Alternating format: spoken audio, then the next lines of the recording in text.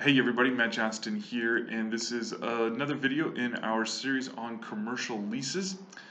As I stated before in previous videos, commercial leases are one of the most complex contracts that a typical small business owner is ever going to face in their first couple of years of business. And so I wanted to talk a little bit about some of the subjects that you're going to see in a commercial lease.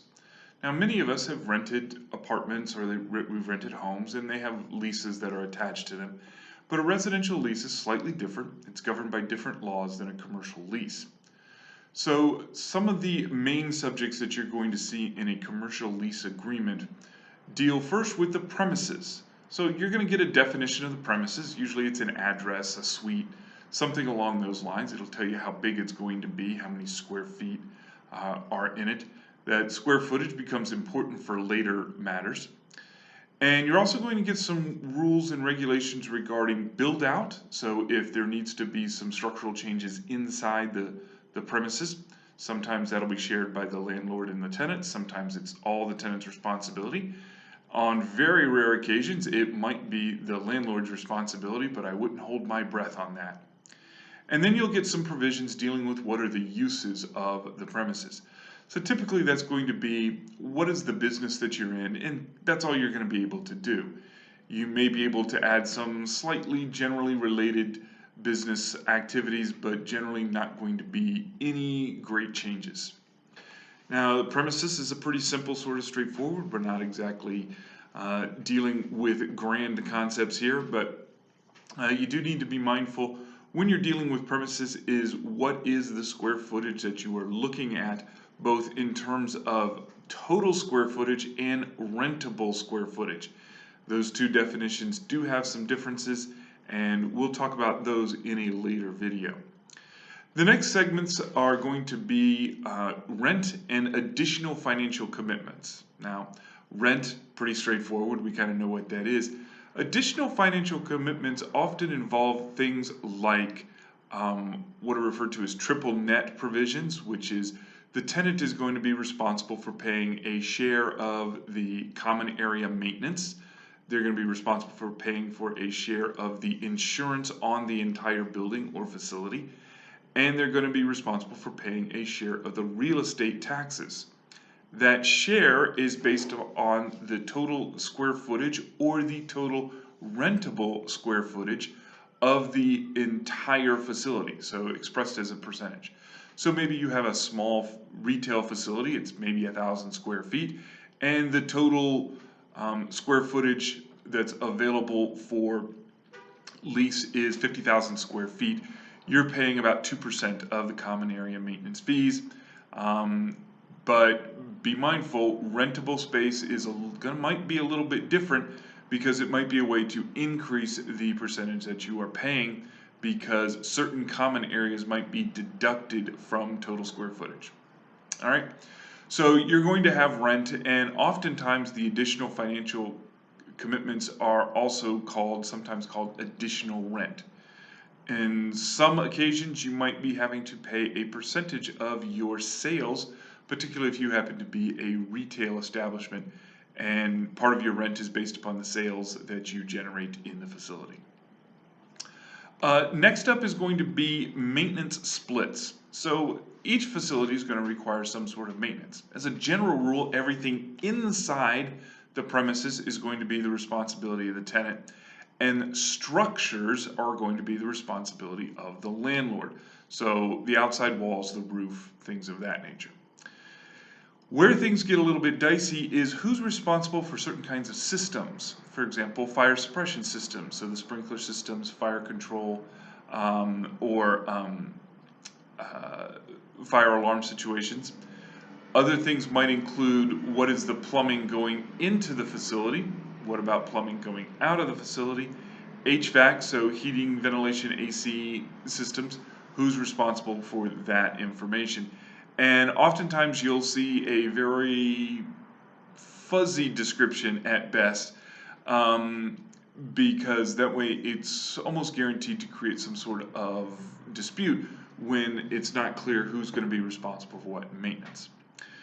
Next up, you're going to see some sections on assignment and subletting. Assignment generally means what happens if you decide to sell the property. Can you assign or give your lease to another person? Or can you sublet a section of your space to another company or person? Usually those things are going to be restricted heavily to whatever the landlord is willing to do. So the landlord might say, well, you can sublet under certain conditions with my permission. And oftentimes you can't assign the lease or give the lease to somebody else to be responsible for without an express permission, prior permission from the landlord. Next up is sort of the risk mitigation issues and how risks between the parties are going to be handled. Most landlords are going to require the tenant to maintain some level of commercial insurance. They may also require you to provide workers' compensation insurance, which you're already required to do as a matter of law, but they'll require certain kinds of insurances to be included, and you have to pay, as the tenant, you have to pay for those things out of pocket. That's over and above your share of the landlord's insurance on the facility. Then you're going to see some indemnification and limits of liability provisions. Now, indemnification, if you haven't seen some of my other videos, indemnification is how risk is allocated between the parties to a contract. So generally, the party in the best condition to prevent or mitigate a risk should be the one who's indemnifying the other party. The sad fact is that oftentimes indemnification is nearly one way. For example, the tenant may have to indemnify the landlord, but the landlord may not be indemnifying the tenant for risks even the landlord can control. So next up is going to be term and termination. Often these are split up. So you'll see term, which is the term of the lease, put near the front of a contract near the rent section. And then termination or methods of termination put somewhere way later in the contract. Whether that's legitimate or not is irrelevant. That's just sort of how it happens. So there'll be some sections on how the lease can be terminated or how the lease can be extended if the parties choose to do so. Then you're going to get something called holdover and surrender. So if the lease is terminated and you're still in the space as the tenant, you're in holdover, and generally holdover gets really expensive. Okay. Surrender is you're giving up the premises. Usually they ask the premises to be returned in a condition similar to what you received the premises in. Then there's going to be a section called landlord remedies. The most common landlord remedy is if you have failed to carry out the terms of the lease, the landlord can re-enter the space, take the space over, and kick you out, evict you. And they can often do so without a whole lot of liability to you for equipment, inventory, fixtures, anything like that. So be mindful of that. Then there'll be a section for what I refer to as low probability events, things that could happen that may affect the value or the usability of the premises. So these might be fire, particularly fires not caused by the tenant, although a fire caused by the tenant or tenant's negligence often results in different kinds of penalties.